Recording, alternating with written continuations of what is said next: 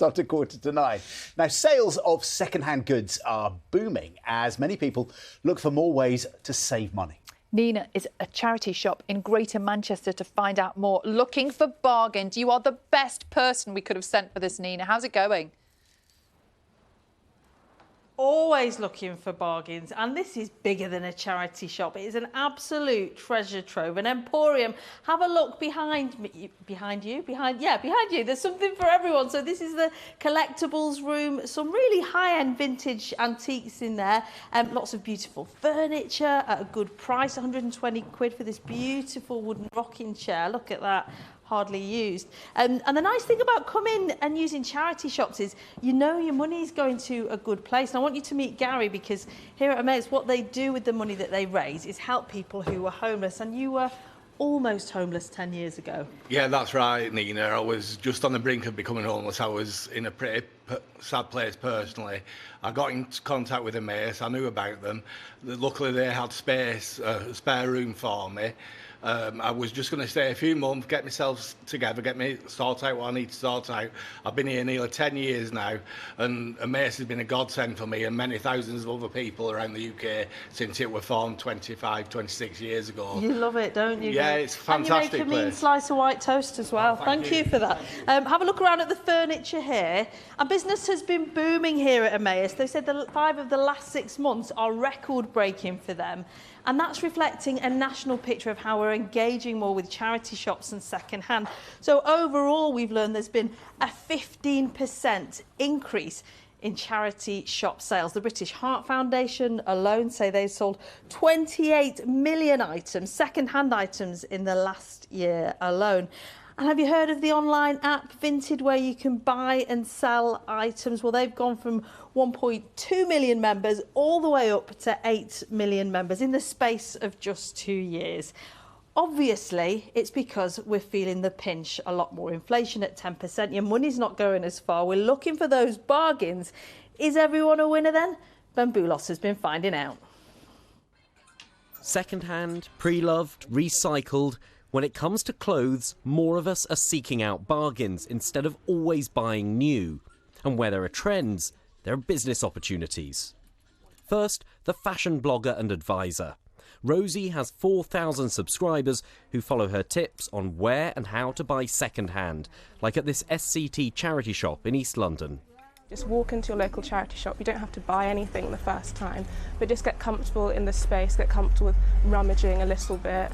It's not like going into a high street shop. It is a little bit different, and I personally like that about it. I find it quite relaxing.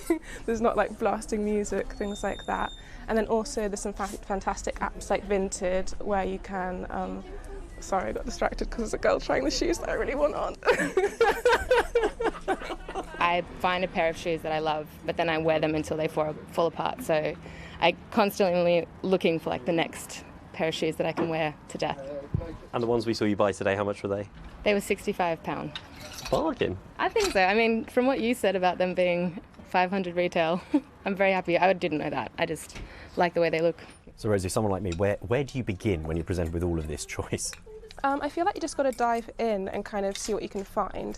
With charity shops, often things can be like hidden, so just have a proper look, because you can find like some real hidden gems sort of buried between 2 pieces of clothing. Okay.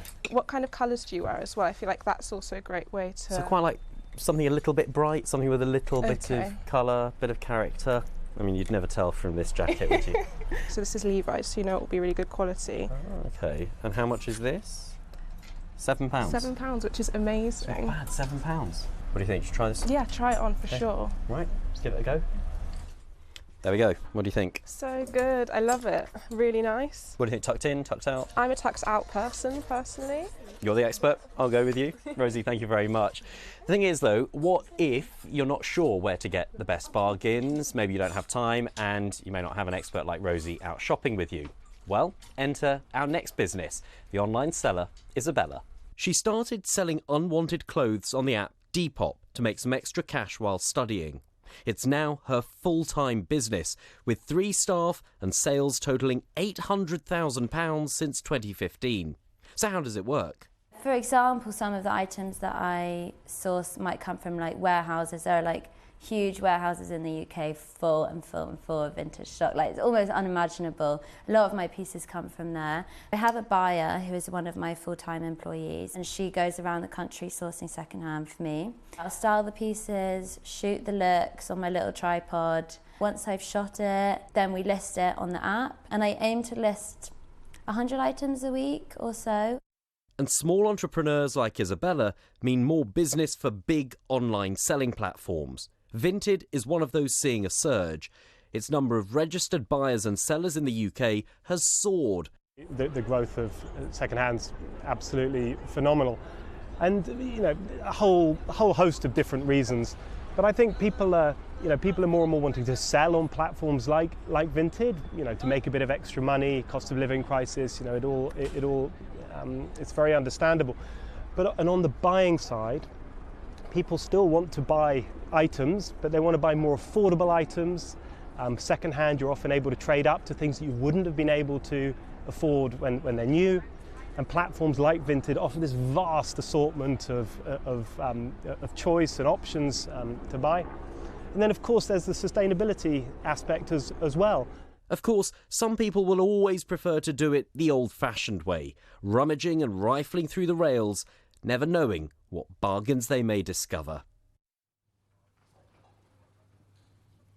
Oh, I love the rummage. And look at this. If you enjoy crafting, I make my children make their own birthday cards for other kids. And this is ideal. So you scoop up, you get 50p, a pot of buttons that you can then stick on the birthday cards, can't you, Rachel? It's Rachel's absolute pride. Enjoy the button box, isn't it? I want you to meet Andy, who represents thousands of charity shop retailers. And is this what we're seeing more of? People making stuff, crafting, sustainability?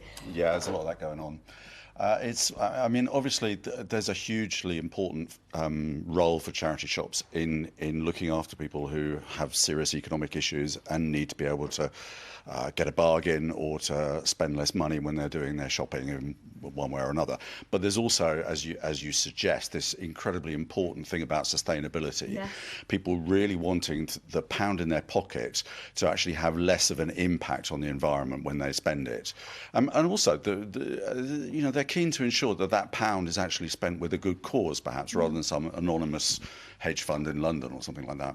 And that's why crafting has seen a boom as well, particularly after lockdown. Now, Robin, when you look at Vinted, for example, these online apps, are they competitors for you? Or when they win, do we all win? I think we all win. Right. I think that there is this, as I say, this kind of zeitgeist about sustainability. And the phrase that we like to use a lot is that a rising tide floats all ships. Yes. So if these platforms are increasing people's desire to shop pre-loved and reducing the old-fashioned stigma about shopping second-hand, then as far as we're concerned, that's a good thing. And as you can see from a place like this, there's enough stock to go around for sure. And for sure, that stigma's reduced, hasn't it? It's become a fashionable thing to do second-hand shopping, to the point where Robin's now launched a scheme where you can buy second-hand shop gift cards that you can use in various second-hand retailers. And come and meet Andy, because Andy set up a community project where every month different sellers get together to sell second-hand. And we were just saying the image around second-hand sales has completely changed, hasn't it? Absolutely. I think people now not only they can sell stuff as well as buy stuff. So people are always hunting for bargains, but now they've got these platforms where they can actually clear stuff out. They can still give it away to charities and stuff, not to be forgotten, but things like our event and Vinted and Depop, it gives people that sort of platform to sell stuff, raise funds, and then keep buying new stuff to rotate it rather than just constantly consuming. And you love nothing more than people turning up at events in clothes that they bought the month it's before. Funny, it's really sweet actually, because we do a monthly event, and I think when someone turns up wearing an item of clothing that I sold them previously, yeah, it's a really nice thing to see. What a lovely feeling. Speaking of lovely things to see, John and Sally, Andy said earlier, and he's right, you don't know what you're looking for until you see it. And I spotted these gold frames that I've been looking for my bathroom. So guess how much? 1, 2, 3, 4, you can guess 2. 7 frames, and you know how much I love my Queen Elizabeth II crockery. Guess how much for the lot? £2.50. No, £5. Sally! What?